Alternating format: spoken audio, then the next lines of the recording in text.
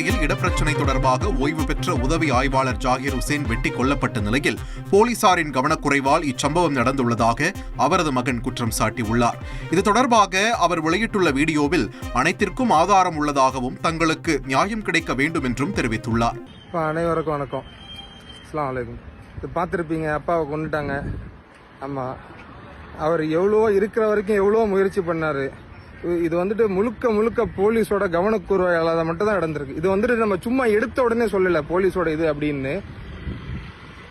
அந்த நடந்த அந்த 9ஆம் தேதியிலிருந்து அன்னையிலிருந்து அன்னைக்கு கம்ப்ளைண்ட் கொடுத்துருக்கோம். முதல்ல கம்ப்ளைண்ட் கொடுத்தது எங்கள் அப்பா, ஆனால் பிசிஆர் கேஸ் போட்டது எங்கள் அப்பா மேலே. அவன் வந்து ஒரு முஸ்லீம் கன்வெர்ட், ஒரு நான் முஸ்லீம் வந்து ஒரு முஸ்லீம் கன்வெர்ட் ஆனவன் பிசிஆர் கேஸ் கொடுத்துருக்கான். அந்த கேஸ் எடுத்துருக்கிறாங்க.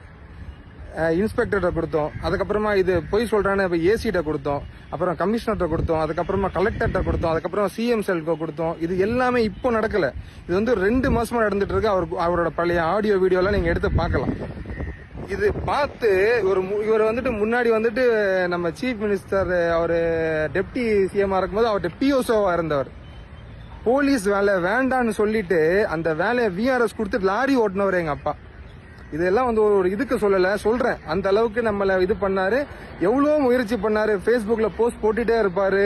நம்மள கோயில் முடிச்சு கொடுக்குறாங்க, இந்த மாதிரி இப்ப மெடல் கொடுக்குறாங்க. அப்பெல்லாம் ஒருத்தனும் இது வரைக்கும் கேட்கவே இல்லை. இது வந்துட்டு ஒரு பிளான் பண்ணி பண்ற விஷயம். ஒரு 2 மாசமா சொல்லிட்டு இருக்கிறோம். போன ஒரு 4-5 நாள் முன்னாடி கூட புதுசா வந்து ஏசி கூட கொடுத்துருக்கிறோம், இந்த மாதிரி நம்மள இது பண்ண போறாங்கன்னு. அது வரைக்கும் ஒரு ஆக்ஷன் எடுக்கல. இது எப்போ நடந்திருக்குன்னா, ஓகே அவனை நம்ம வந்துட்டு ஃபுல் டாக்குமெண்ட்ஸ் கலெக்ட் பண்ணிட்டோம். அவன் முஸ்லீமா கன்வெர்ட் ஆனது ஓகே, அவன் முஸ்லீமா மாதிரி மேரேஜ் பண்ணது ஓகே, அவங்க அப்பா அம்மா முஸ்லீமா மாத்தினது ஓகே, இதெல்லாம் எடுத்துட்டு போயிட்டு நம்ம புதுசா இப்ப இருக்கிற ஏசிட்ட போய் கொடுத்துருக்கிறோம். கொடுத்ததுக்கு அப்புறமா அவங்க சார்ஜ் ஷீட் போடணும். 60 நாள்ல சார்ஜ் ஷீட் போடணும். அந்த கேஸ் பெயில வந்ததுக்கு அப்புறமா, அந்த இதானதுக்கு அப்புறமா இன்னும் அவங்க சார்ஜ் ஷீட் போடல.